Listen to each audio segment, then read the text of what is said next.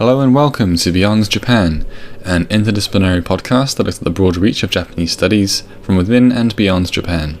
This podcast is brought to you by the Centre for Japanese Studies at the Sainsbury Institute for the Study of Japanese Arts and Cultures, in collaboration with the University of East Anglia. I'm your host, Oliver Moxham, Project Support Officer at the Sainsbury Institute and researcher of Japanese War Heritage. This week we are joined by Dr. Andrew Littlejohn of Leiden University to discuss disaster heritage around the Great East Japan earthquake of 2011. This heritage typically consists of ruins from catastrophic natural disasters that, while initially may be preserved for commemorative purposes, can end up being articulated to attract tourism to sites of mass death. Together we explore how disaster heritage fosters debate around the relationship between humans and their environments, as well as its potential to disrupt authorized heritage discourse. We also consider whether any disaster can truly be called natural, given the intrinsic human elements to all disasters. We hope you enjoy the show. Good morning, Andrew. Thank you for joining me on the podcast today. Good morning. Thank you for having me. So first off, we'd like to know a bit more about you. Can you tell us about your area of expertise and how your interests have brought you there? Yeah, so I'm an assistant professor of anthropology at Leiden University in the Netherlands. And before coming to the Netherlands in 2018, I did my PhD and then a one-year postdoctoral fellowship at Harvard University in the US. And my current expertise is very much in the intersections of environmental anthropology and the anthropology of Japan. But in terms of how I got to those interests, like many of us, I visited Japan when I was young, became very interested in the country, particularly interested in Japanese theatrical arts, for example, and decided to study Japanese at university. And while I was at university, I was reading books on different aspects of Japanese art and culture and society. This was at the School of Oriental and African Studies in London. And I always found that the books that struck me as the most useful, funnily enough, that gave me the most insight into how I could actually navigate daily life in Japan were books by anthropologists. So I gravitated very much towards anthropology, also sociology, and later would go on to study anthropology as a master's student at Oxford, and then as a PhD student at Harvard. And at Harvard, I had initially decided to build on another interest of mine, which is relationships between human beings and the environment, and to look specifically at the fishing industry in northeast Japan. Now, I entered Harvard in 2011, and so you don't have to do a lot of mental work to understand how a plan to do a project on the fishing industry in northeastern Japan could have been transformed by the events that we're now commemorating 10 years on. So I shifted as the areas where I had initially planned to do field work were inundated by the tsunami. I shifted towards doing a project on what you might call the cultural dimensions, social dimensions of recovery and reconstruction, particularly with regard to human-environment relations in the Northeast. And that's really brought me to my current interests in environmental anthropology, and also kind of politicized debates over infrastructure and how it affects the relationships between human beings and their environment. So, in an earlier episode on heritage making, we defined heritage as tangible or intangible culture that has been recognized as something of cultural importance by local, national, or international cultural organizations. However, you've also written of unregistered heritage that falls outside of this official classification. Within this context, could you define disaster heritage and how it fits into this broader idea of heritage? Yes, that's a great question. So if we start with the definition that you talked about initially, within this framework, the framework of what we might call a more official designation or understanding of heritage, you would probably define disaster heritage as tangible objects or intangible practices that are recognized as culturally important because they testify to certain aspects of a disaster and how it unfolded, as well as aspects of how human beings responded to that disaster. People preserve those buildings for example, because they testify to things like the tsunami's height, how high the damage on the building reaches, but also the stories they can tell about the reason people were saved because someone had a master key to the roof and thus they could flee to a certain height. So the stories that people tell about the human responses to the disaster through the objects that are preserved. It's also important to recognize that the aspects of a disaster that heritage, tangible or intangible, can be considered to speak to might be themselves human in origin or social in origin, right? So they might speak to the inequalities that lead to certain populations being affected more than others. But so broadly speaking, then you could say that disaster heritage is objects or practices recognized as important because they testify to the dimensions of a disaster and how people responded to it. So tangible objects can allow you to trace the contours of the catastrophe in space. The tsunami reached this height, or inundated this far inland, or struck with such ferocity it caused this much damage to a building, and be used to narrate what happened to whom and why by, for example, kataribe, or people who specialize in telling the stories of those objects. Now, official disaster heritage can also encompass memorials. If we think about more intentional objects, designed objects, like those studied by anthropologists such as Tohoku University's Sebastian Boré. And while memorials are often deliberately designed structures, there can often be an overlap in which ruins left by a disaster are later repurposed as memorials, for example.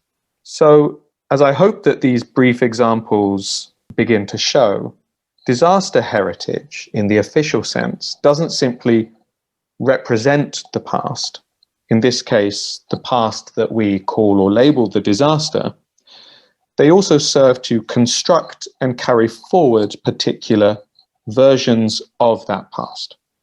So which buildings do you preserve as heritage and which do you not? What stories do you tell about those buildings, and whose stories, right, are all part of the process by which disaster heritage and its construction participates in the production of narratives about the event itself and the carrying forward of those narratives into the future with a variety of social, political, cultural effects. And we can talk about those more maybe in a moment when we get to maybe specific understandings of disaster heritage after the 2011 tsunami. So this is a way in which we can think with official heritage and how you can then define disaster heritage within that context. But we can also think about heritage in other ways. You mentioned unregistered heritage, which I've written about. But we can also think about more vernacular definitions of heritage, right? Simply as things from the past that are carried forward by communities. And this allows us to take a slightly different perspective on what disaster heritage is or might be. And the first thing I want to raise is that sometimes practices that are considered heritage more generally have a disastrous history that often isn't acknowledged. This is often the case in northeastern Japan with practices like lion or deer dances, shishimai or shishi-odori, some of which might be registered and thus fall within the category of official heritage, but many of which are not, but are still considered part of the unregistered, unofficial cultural assets of particular communities. And so if you look at the history of those practices, you often see that they were begun in response to earlier moments of loss and catastrophe, such as obviously deaths at sea, deaths in things like tsunamis or earthquakes, but also suffering and death through events like famines. And so much of what is considered today as the kind of rich culture or cultural tapestry of the Northeast actually has its roots in response to earlier catastrophes, disasters. And that's often not discussed when we talk about those things. And then if we also go and think more with these kinds of vernacular understandings of heritage rather than just unregistered heritage, you can also see how histories of disaster become part of, say, the naming of areas. In the areas I work in, like Minami Sanriku in particular, you have many districts whose name kind of encodes histories of previous disasters. Names like Obunezawa or Large Boat Creek, for example, which is an area deep inland, and local people there tell stories, perhaps apocryphal, that the area gets its name from a moment when a ship was washed deep inland during a tsunami, for example. And so we can think of those stories, which are told by people, passed on, collected in folklore collections, as part of the vernacular heritage of those regions, right? And that they tell these stories about the way in which disasters permeate their wider culture and history. So in your research, you've discussed disaster heritage largely within the context of the Great East Japan earthquake and the ensuing tsunami, which devastated the eastern Japan coastline on the 11th of March 2011, otherwise known as 311 in Japan. Can you give us some more examples of disaster heritage in this context and why it has become so prominent? Yes. So the most prominent example of disaster heritage in the context of 311 is probably what is today called Shinsai-iko, which are buildings and objects left behind in the disaster regions that are considered as bearing traces of the tsunami itself. The most famous of these is one which I'm sure your listeners will have seen photographs of, Minami Sanriku's Bōsai Taisaku Chōsha, or Disaster Prevention Center in English, which in many ways has become the symbol of the disaster itself, or one of the key symbols of the tsunami itself. But there are many other examples. A famous one is in Onagawa, which is the toppled police box, which is also being preserved as a Shinsai-iko. And then in Ishinomaki, there's an example that has been raised repeatedly in the 10th anniversary stories in the media, which is Okawa Elementary School, where 74 children and 10 staff died. That has also been preserved as a remnant or a ruin of the tsunami. Now, these became particularly prominent for several reasons. The first and most, in many ways, straightforward one is the impulse to remember. There's been a strong desire on the behalf of many members of local communities to carry forward memories of what happened to them on that day. And sites like these kinds of large buildings, ruined objects, seem particularly powerful instances of the tsunami, particularly useful for narrating the story of the tsunami. So there's a sort of impulse to remember at the grassroots level that is behind the preservation of these objects. But there's also at the more municipal and national level a desire to ensure that Bōsai, disaster prevention, remains at the forefront of people's minds in the future. And this has seen then the state, for example, the prefectural government, provide funding for the preservation of Shinsai-iko as testaments to the necessity of Bōsai in their minds. So this is you've got the grassroots impulse to remember, you've got the more state level need for objects that can be used to demonstrate the necessity of disaster prevention.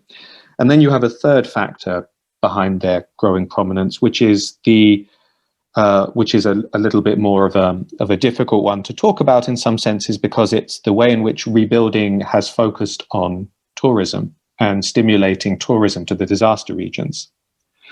So Shinsai-iko have, since the early days, been sites of what some might call pilgrimage and others might call dark tourism on the part of visitors to the areas. And people seeing that have increasingly agitated for their preservation, to give the area a sort of competitive advantage within the struggles between parts of regional Japan to attract internal tourists.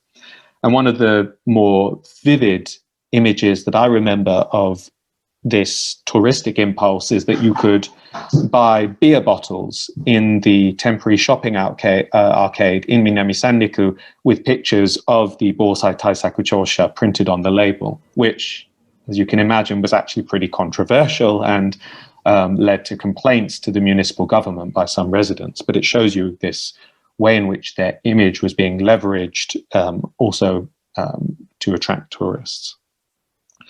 So these are some of the reasons why they became prominent, but their prominence is also due often to the controversy that's accompanied attempts to preserve them.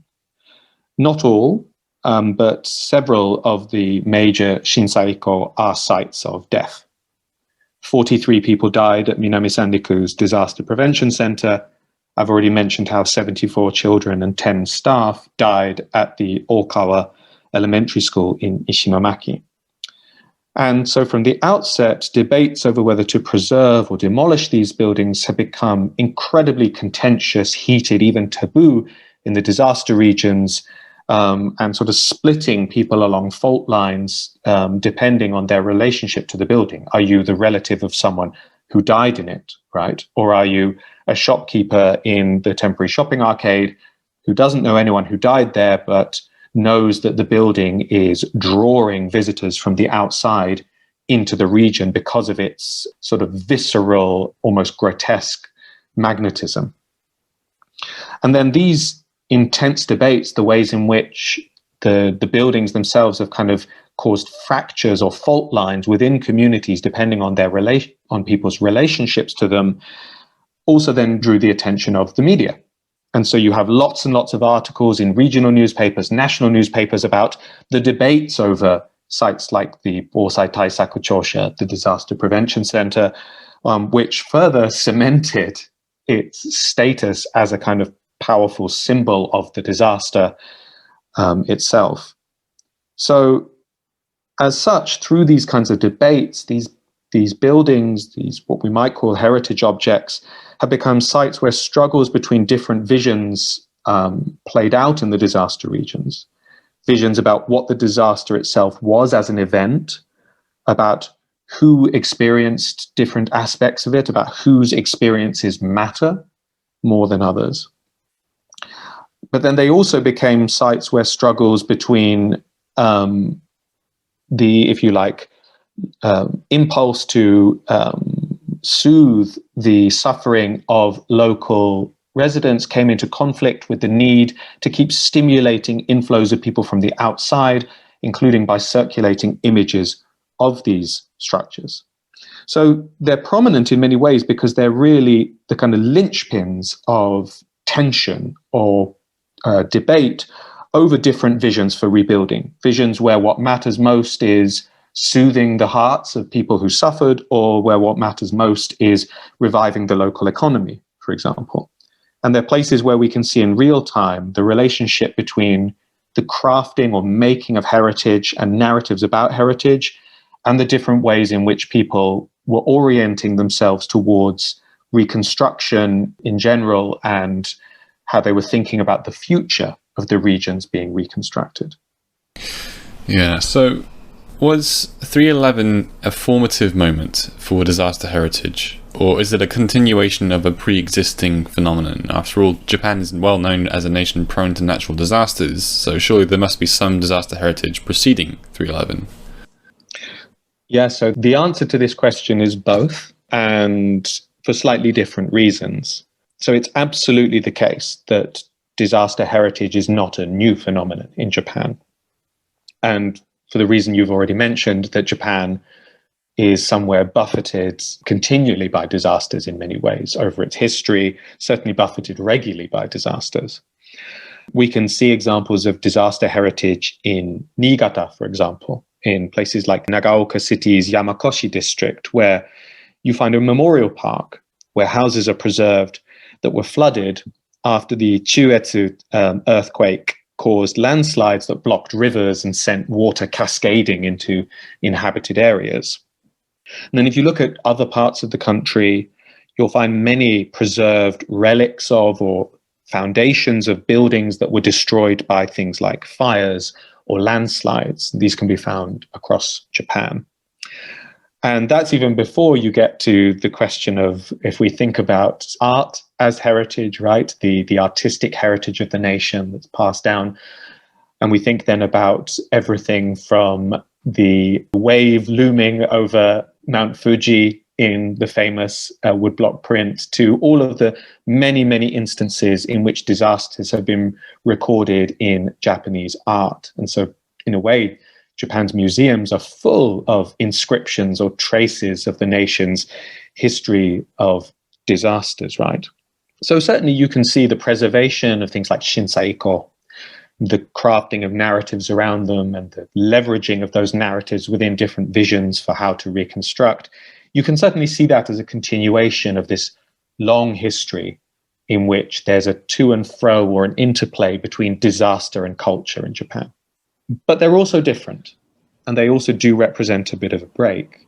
And the way in which they are different is that the material heritage, specifically of tsunamis, is very rare.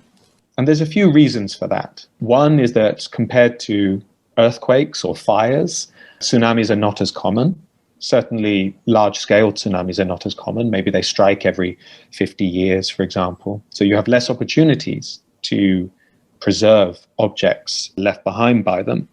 But there's another reason, which is that if one thinks about the buildings today preserved as Shinsai-iko, all of them, without exception, are concrete buildings or structures built during Japan's construction boom from the 1970s to the 1990s, after which, as the slogan of the Koizumi government at the time went, the focus shifted from concrete to people. That was one of their slogans, right? So the post-war era was one of enormous concrete construction, building over of the coastlines of areas of Japan, and then this shift from concrete to people, as they labeled it. And if you then look at earlier periods, we think back to, say, the 1960s, the tsunamis that came before then, these were periods where the Northeast, but also other parts of coastal Japan, were not covered in concrete structures, right? Structures that can resist a tsunami sufficiently to retain some trace of themselves, but more characterized by wooden architecture, for example, which is completely flattened, completely destroyed, and thus leaves very little that can be preserved as a heritage object after a tsunami. So in many ways then, the reason why we have these Shinsai-iko, these new instances of disaster heritage, is because of the shift towards concrete in the coastlines in the 1960s, 70s, 80s, 90s. And as such, they are also, in a way, the ruins of Japanese modernity, or of late Japanese modernity, the ruins of post-war modernity. And that makes them different from previous examples of disaster heritage. They very much trace the way in which Japan's concrete modernity, all right, and construction state gave birth to new kinds of vulnerability in coastal areas, new possibilities for disasters, and also new possibilities for the endurance or preservation of objects as disaster heritage. And so in this way, they do represent a new direction within Japan's history of the interplay between disaster and culture. Very interesting. I'm just curious, because we had a webinar in October discussing the memory of 3/11, and one of our speakers, Dr. Mark Pendleton, he suggested the idea that there is no such thing as a natural disaster, that there is just disasters. And so, for example, would it be inappropriate to categorize such heritage sites as the Hiroshima A-bomb dome with disaster heritage of 3/11? So it's widely agreed within the social scientific study of disasters that there is no such thing as a natural disaster. And this proposition, it's been made now for more than 40 years at least. You can go back to the writing of sociologists like Kenneth Hewitt, who were arguing this during the 1980s, and then you look in anthropology at the work of Anthony Oliver Smith and Susanna Hoffman. There's always an irreducibly human component to any disaster. And that can be as simple as, why were the coastlines inhabited? Now, you may say, well, the coastlines are surely inhabited for eminently understandable reasons. But if you look historically, you can see that in earlier periods, prehistorical periods, for example, people didn't live in areas that were vulnerable to tsunamis. And you can see a relationship in the more modern periods between the development of coastal areas and the growth of things like coastal defenses, right? such as seawalls, which stimulate development by giving the idea that it's now safe to live in these areas.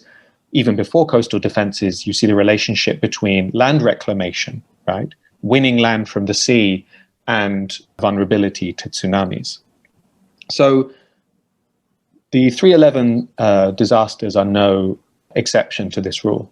They are not natural disasters. They were events that contain within them irreducible human, social, cultural, political, historical components. And that is the case as much for the tsunami as it is for the Fukushima nuclear meltdown. One of the interesting wrinkles about this, though, is that obviously in the aftermath of the disaster, we did see a discourse emerge that categorized the tsunami as a tensai, or natural or heavenly disaster, and the Fukushima meltdown part as a man-made or anthropogenic disaster. And so you might say that, well, whatever the cause is from a sociological or analytical perspective, people certainly believe and act as if the tsunami was a natural event. But where that gets complicated and interesting is precisely in the fact that people across the disaster regions analogize Shinsai Iko, the ruins left by the tsunami, to the atom bomb dome in Hiroshima. And so you see that the debates over whether to preserve the Disaster Prevention Center in Minami Sanriku, I've read letters people wrote to the local government as part of a public consultation on whether to preserve the Disaster Prevention Center, and dozens of them analogize it to the atom bomb dome and say this is our atom bomb dome. The same happens in other areas where other Shinsai Iko are also compared to the atom bomb dome by local residents themselves or municipal officials looking to preserve them. And so there's a certain curious paradox here, in which on the one hand, people model a discourse that says the tsunami was a natural event, one which we can't do anything about, and in which they explicitly compare it to an anthropogenic catastrophe like the nuclear bomb, and in which they say that by preserving the remnants of the buildings left by the tsunami, we can ensure that we never make the same mistakes again that led to people's suffering during the tsunami. And I think what this shows is that there's a fundamental contradiction at the heart of the kind of public discourse on the event, in which the labeling of it as a tensai, as a natural disaster or heavenly disaster, grinds against a kind of implicit recognition that there were aspects of the event that are irreducibly human, social, political, economic, that depend on the history of these areas, the reclamation of land, the building of new concrete buildings in areas known to be vulnerable to tsunamis. And I think this contradiction or tension plays out in the discourse around the heritage of the tsunami and what to do with it. I'm really interested in that trend that people in Tohoku were saying that this is our atom bomb dome. That's such a strange idea to me, that people would want to have a site that has that dark connotation to it. Do you know what the desire would be to have something like that in your community? I think the desire to preserve it is actually quite similar to some of what we saw people writing about in the aftermath of the Hiroshima events, or I should say the long aftermath, decades afterwards. Lisa Yoneyama has written about this nicely in her book Hiroshima Traces, which contains some testimonies about survivors who would talk decades later about what they wish had happened in terms of the preservation of the landscape. And some people would say things like they wished the city had never been cleaned up. They wished that it still looked like how it did the days after. They wished that the fires were still burning, because then people would never forget that trauma, that incredible, unimaginable suffering.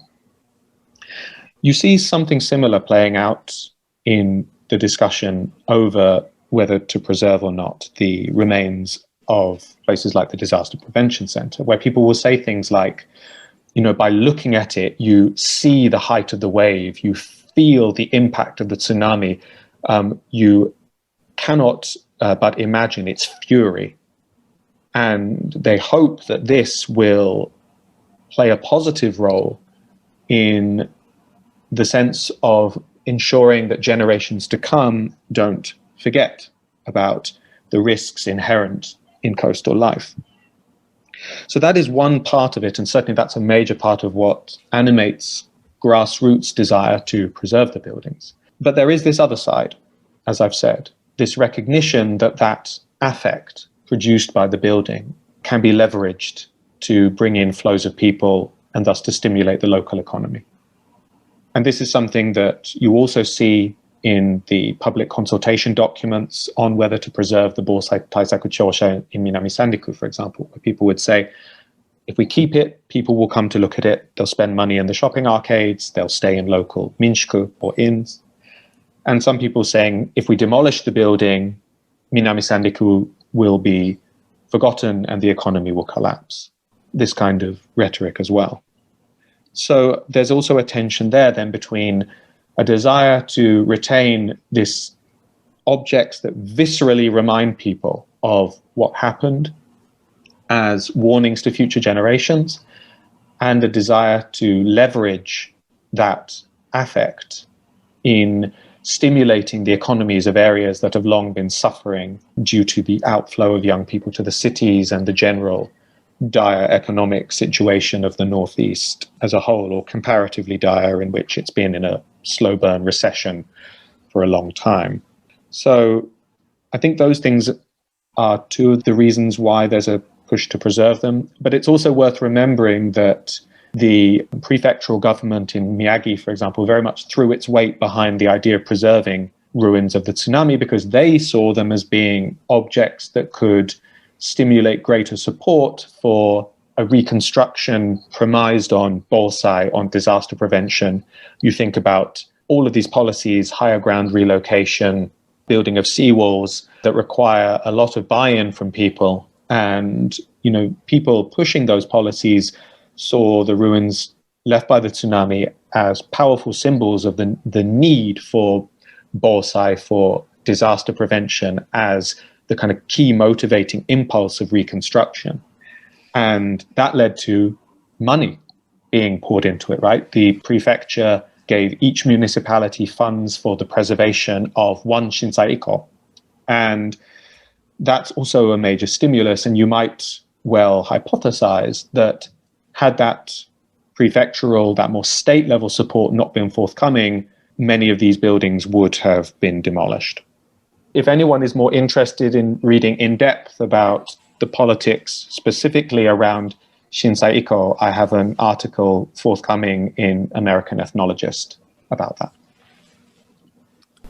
Great, thank you.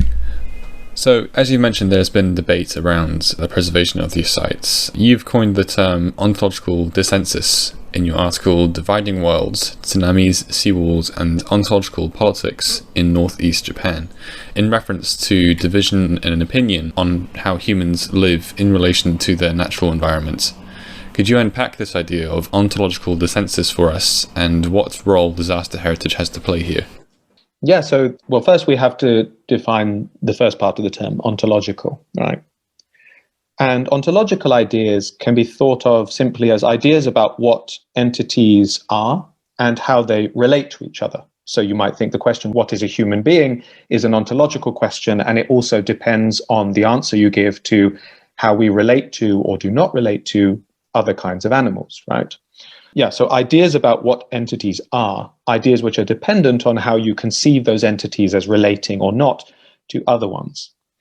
And ontological ideas can operate at different scales and in different domains, right? So you can have things like what we call social ontology.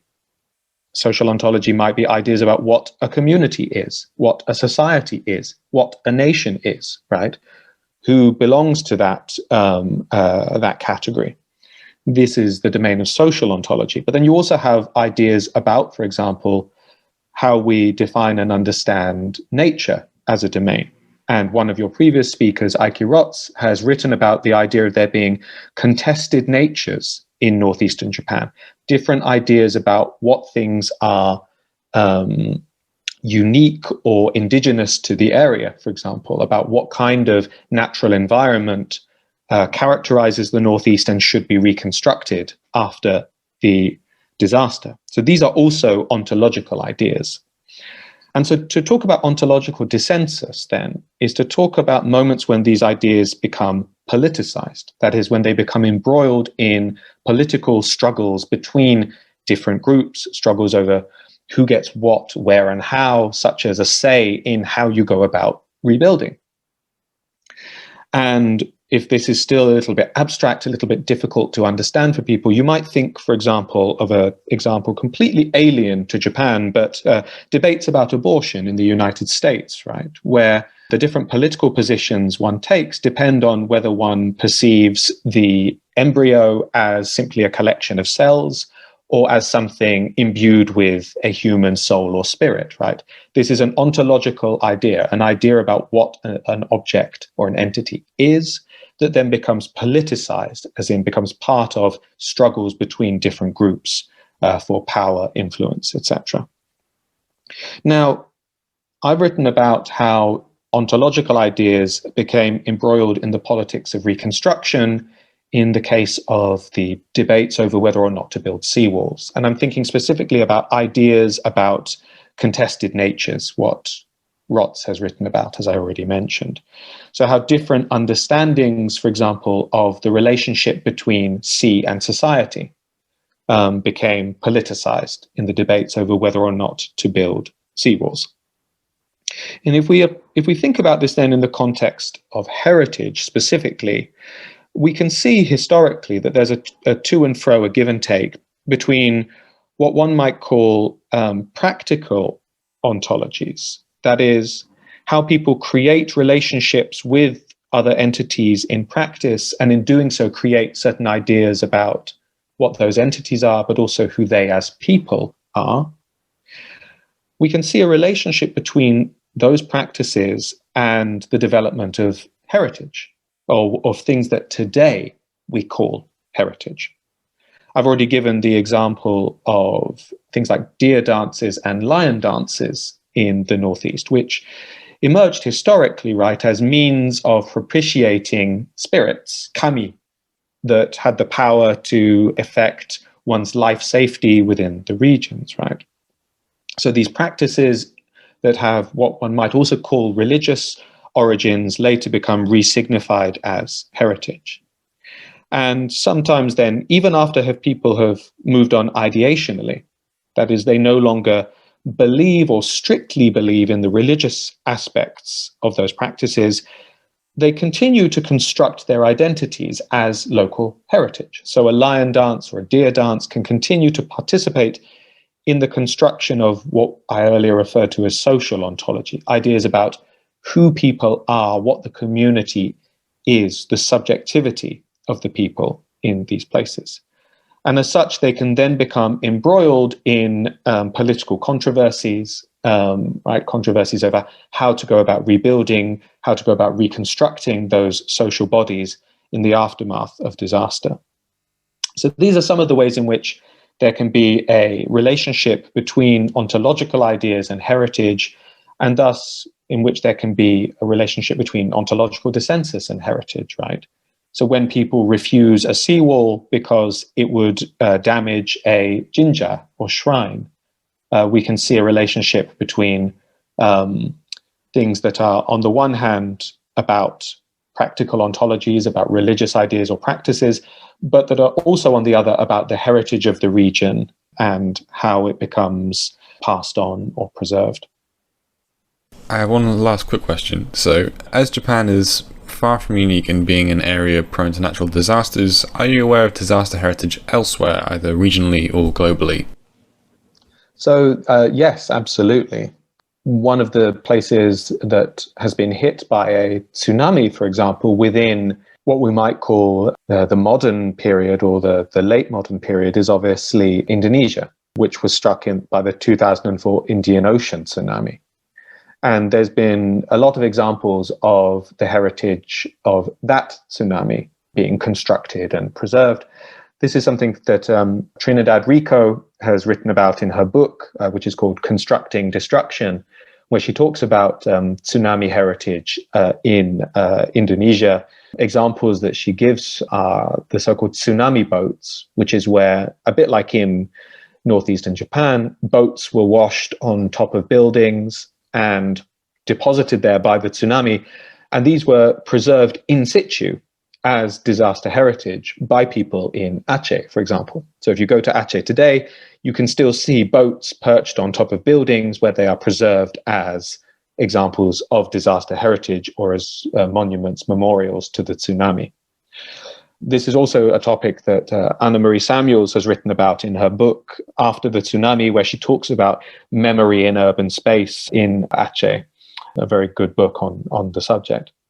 There are also examples from China that we can see. The sociologist Bin Zhu has written about disaster heritage after the Sichuan earthquake, and again, about the relationship between the construction of that heritage and the politics of rebuilding or reconstruction. So he talks about how sites that suited or were easily related to positive narratives of the actions taken by the state were preserved in a manner similar to Shinsai Iko, while buildings that seemed to testify to the failures of the government, either before the disaster, right, in creating vulnerability, or in their response to the disaster, were either concealed or actively dismantled. So again, this relationship between the construction of heritage and the narratives around it, and particular political interests or particular ideas about how to rebuild, what to prioritize. So yeah, this has been written about in Indonesia, in China, and certainly also in other places. We think about Auckland, New Zealand, or we think about Italy. There are other examples of disaster heritage as well. Fascinating. Well, thank you, Andrew, for answering all my questions. Before we finish the episode, could you share with us what projects you're currently working on?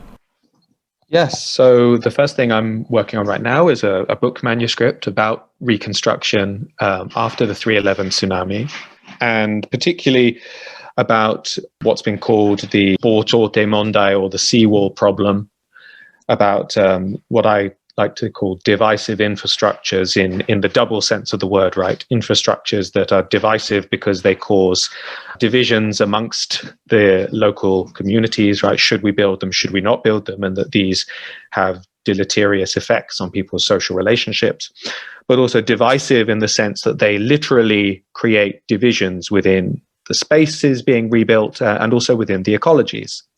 And these divisions have negative effects on the very objects that the walls are meant to preserve, which are human social worlds in which people are dependent on their relationships with an understanding of other organisms or entities in their environment. So I'm working on a book manuscript on that. And then also preparing a wider project on divisive infrastructure and particularly climate proofing, which I'm hoping to explore in countries other than Japan, right? The adoption of climate proofing measures worldwide is exploding. And these often, again, have similar effects to that which we saw in Tohoku. So you think about how in the United States, for example, attempts to build new coastal defenses are being resisted furiously by fishermen whose livelihoods they would damage. And this is something I want to look at then in contexts other than northeastern Japan. But in Japan itself, I'm also working on a project on what's called the rural turn phenomenon, Inaka turn gensho, which in the aftermath of 3/11, there's been a huge interest in the question of whether municipalities can stimulate the more inflow of people from the cities, people dissatisfied with city life, looking for a new kind of rural way of living, and whether that can be used to counter depopulation. And so I have a project ongoing on that, interviewing so-called rural turners and understand their relationships with pre-existing communities, and also then looking at the wider discourse on the rural turn, which is often embedded in somewhat utopian ideas about how new technologies are going to free people from being bound to the urban centers. And so you're going to have satellite offices of IT companies set up in rural Tohoku, or you're going to have people moving around Japan all the time and no longer feeling bound to any one particular place. And so you then get a tension between, on the one hand, this imagined kind of new, flexible, mobile worker who doesn't need to be in the cities, and the desires of municipalities to create more grounded communities, right, to bring people in for the longer term. So also working then on a project on the discourse and reality of the rural turn in Japan and what it means for the future of depopulating rural areas. Great, lots to look forward to then. Thank you for joining me today, Andrew. It's been a pleasure. Thank you very much for having me. You can find a link to Andrew's research profile in the description below. Next week we'll be joined by Dr. Enrico Kramer of the University of Cambridge to discuss how big data is revolutionising our understandings of prehistoric societies, laying out shifts in demographics and cultural exchange that occurred with early migration from the Korean peninsula to the Japanese mainland. We hope you'll join us then. Thank you for listening.